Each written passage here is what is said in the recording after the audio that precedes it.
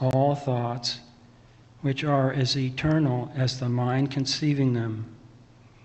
But the intelligence, existence, and continuity of all individuality remain in God, who is the divinely creative principle thereof.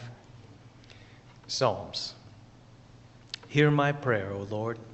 Give ear to my supplications.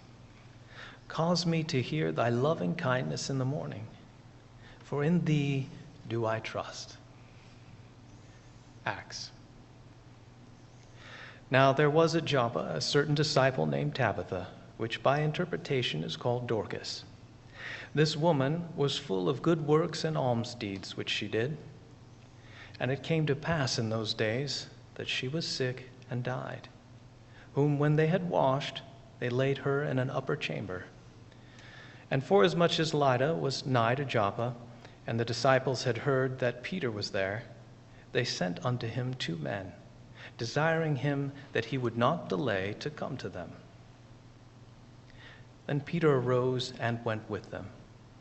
When he was come, they brought him into the upper chamber, and all the widows stood by him weeping and showing the coats and garments which Dorcas made while she was with them. But Peter put them all forth, and kneeled down and prayed. And turning him to the body, said, Tabitha, arise. And she opened her eyes.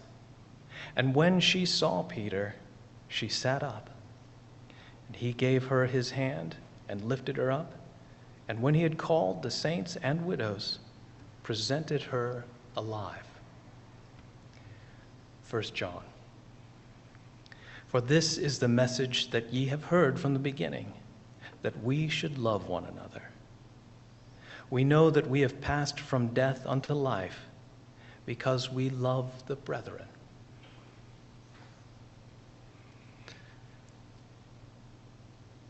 God is individual, incorporeal. He is divine principle, love, the universal cause, the only creator, and there is no other self-existence. He is all-inclusive and is reflected by all that is real and eternal, and by nothing else. He fills all space, and it is impossible to conceive of such omnipresence and individuality except as infinite spirit or mind. Hence all is spirit and spiritual. This is the doctrine of Christian Science, that divine love cannot be deprived of its manifestation or object, that joy cannot be turned into sorrow, for sorrow is not the master of joy, that good can never produce evil, that matter can never produce mind, nor life result in death.